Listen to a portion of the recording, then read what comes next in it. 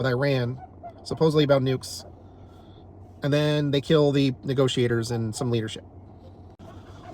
So that was the 12-day war. Looks like bad faith negotiations to me, especially since we sent Jared Kushner and Steve Witkoff, a couple of guys that are really only experienced with real estate more than anything else.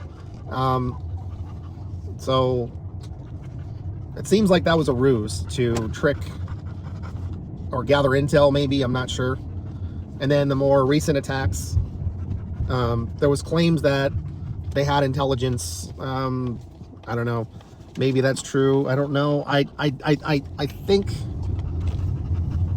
Israel probably did what it's done in the past, which is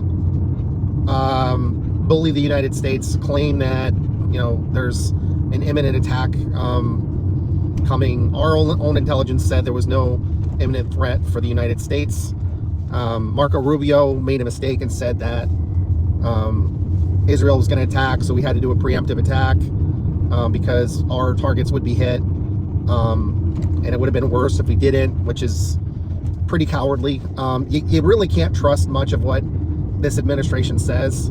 I know that Trump recently had said that, and I don't think he said this in the beginning.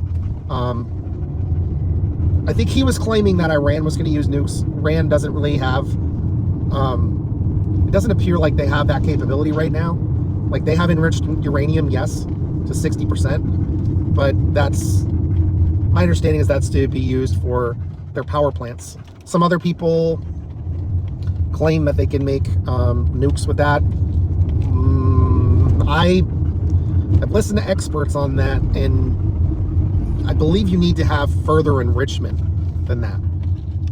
I would not be that surprised if Netanyahu told our government that they were willing to use nukes on Iran and use that as the threat to get the United States to go along with an attack on Iran. But there were negotiations going on, again, multiple times, and Trump admitted that. And again, take it with a grain of salt, what he says and what you believe of what he says. But we do know there was negotiations happening, and we also know that Iran had agreed to an even more stringent deal than the JCPOA. I think they did that as a way to communicate to their people and everyone else that these negotiations weren't real. We know that the first ones were.